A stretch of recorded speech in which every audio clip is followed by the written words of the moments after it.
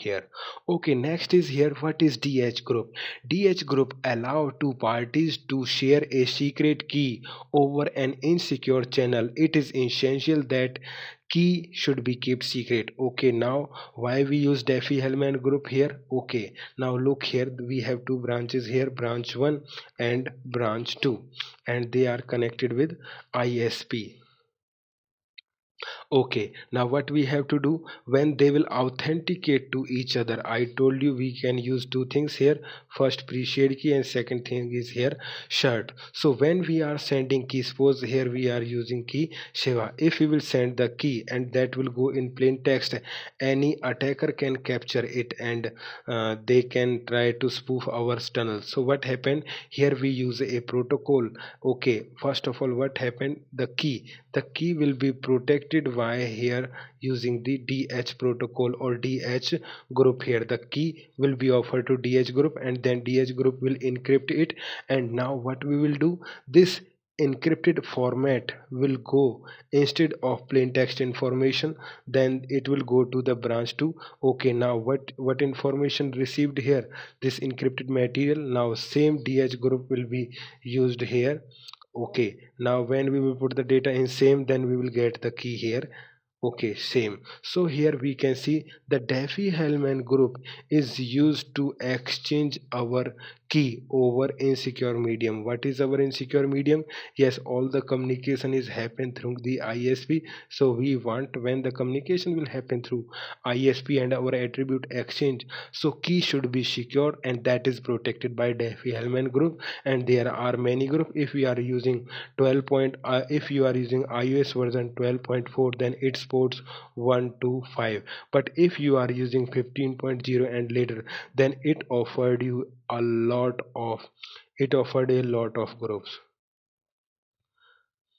Okay, next is here security parameter index. Now question is, now we are talking about from a long time that what is SPI, what is SPI. Actually, what is SPI? To understand it, here what we have to do, suppose we have here branch 1 and branch 2, then all policies, and here all policy, what happened, they will, all policies will be here, what, hash. Same thing will happen here, all policies will be here hash, and it will get a number. For example, this one.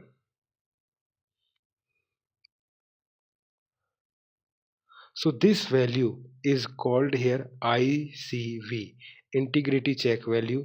ICV, integrity check value.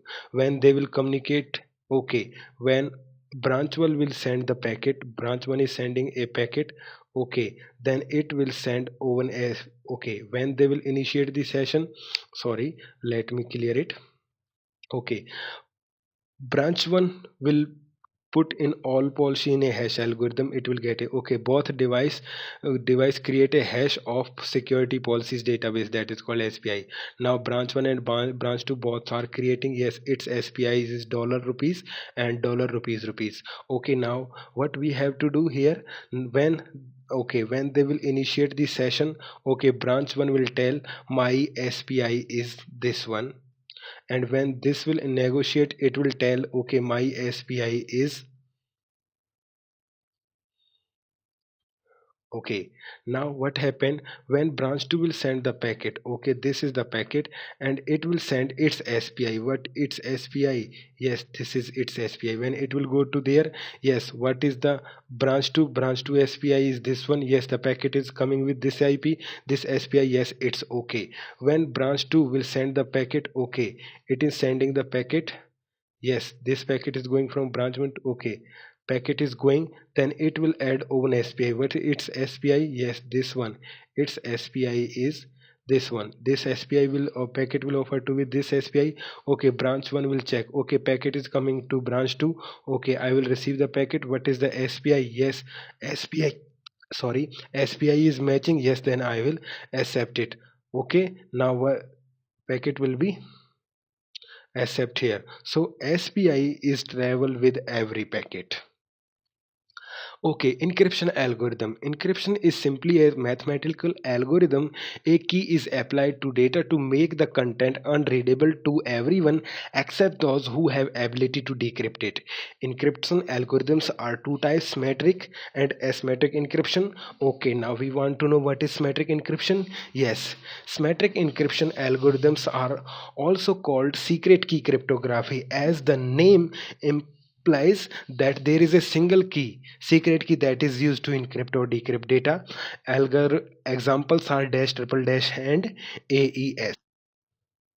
Okay, again, symmetric algorithms are dash, triple dash, and AES. Next is DES, data encryption standard. It is a 56-bit keys has been broken. Okay, but here if you will read the documentations, they says that they can be broken less than 24 hours using modern computers.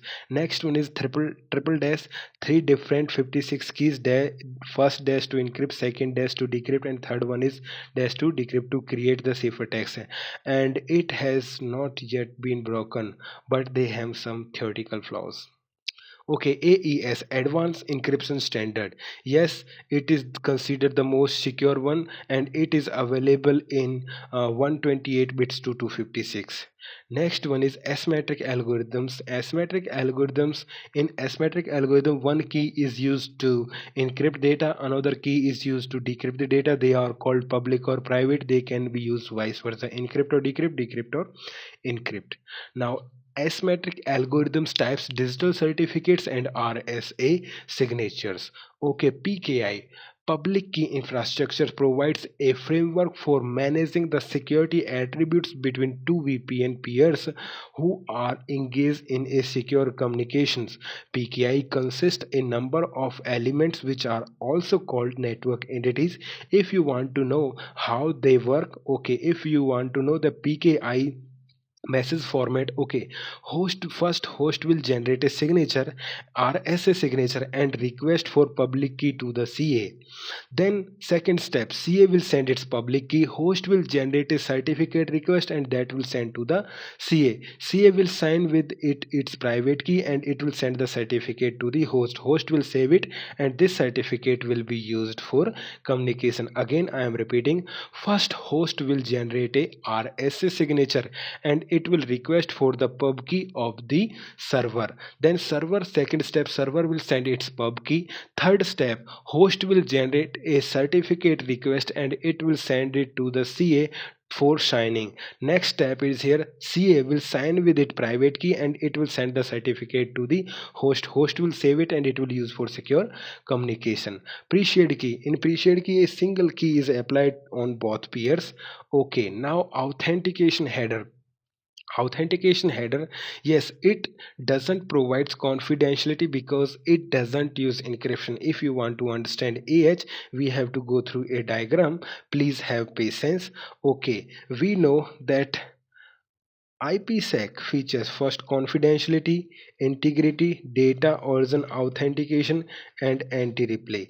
If we are talking about here AH, and next one is here ESP. So first thing, AH doesn't provides confidentiality. It provides integrity, data origin authentication, and anti-replay. But if we'll talk about ESP, it provides all. So there is no way, there is no need that we will use here because we want all. So who will provides all? ESP is providing all, so definitely we will use here ESP. Next is if we will talk about that use IP protocol number 51. Okay, it doesn't work with net. Doesn't work with net, and it doesn't use net. It does include external IP for ICV. It doesn't include TTL value for ICV. Now these things, 4 points: it doesn't work with net, it doesn't use net, it does include external IP for ICV, it doesn't include TTL value for ICV. So these things are not understandable. To understand them, we required a clean diagram. Please have patience here. Okay, we have branch 1 and we also have branch 2, and here we are connecting with ISP. Okay, we are connected to each other via ISP. Okay, A, B, public IP, C, D, private IP. Okay, when we want to communicate, then what happened? Remember it, this is public domain. Okay, when the data will communicate, when we are talking about here AH, if you want, I can type here number, for example, branch 1, branch 2, and ISP. Okay,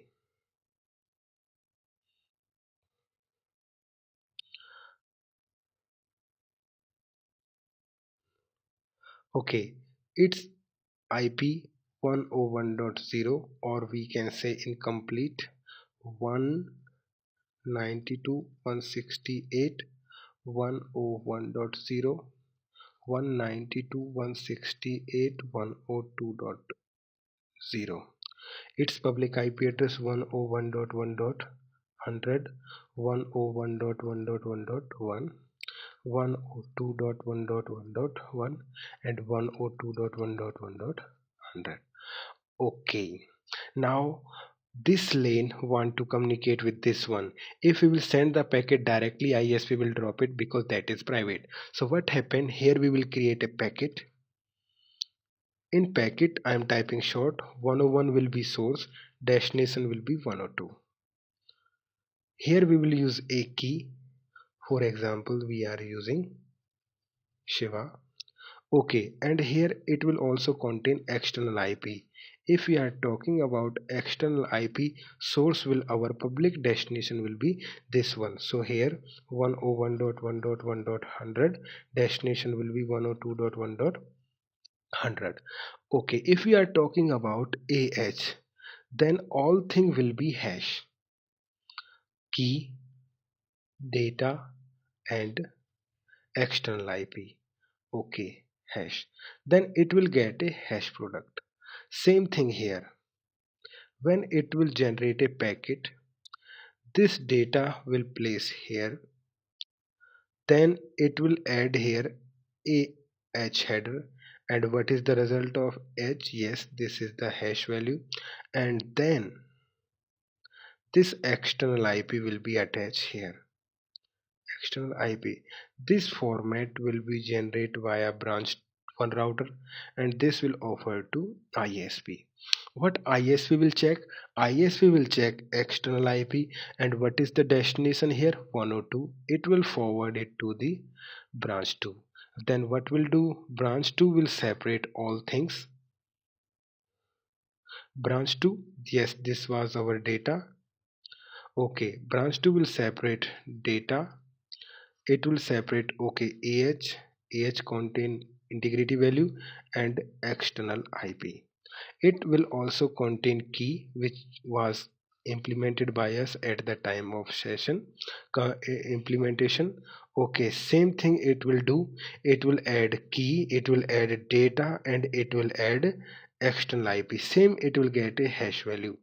If nothing has been changed, if there is no change, then sender hash or responder hash will be matched. If hash match, then it will be accepted, otherwise it will be dropped here.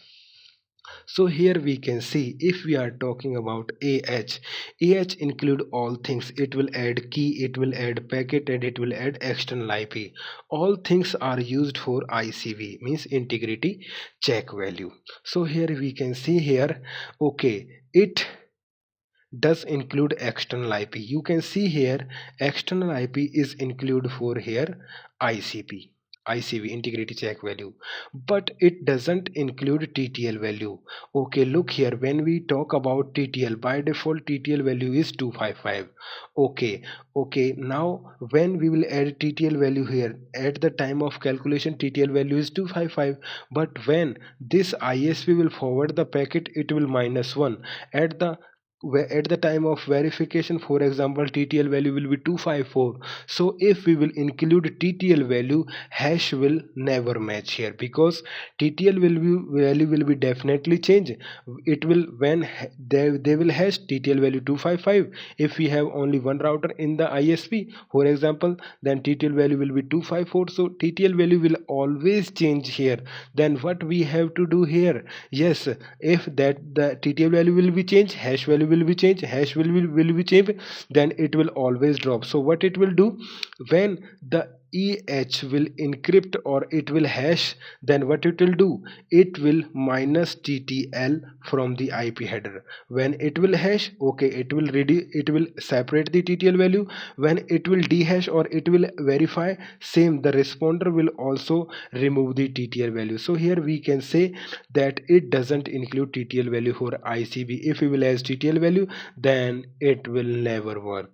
Okay, next one is here, it doesn't work with net. Okay, as I told you that include external IP for ICB.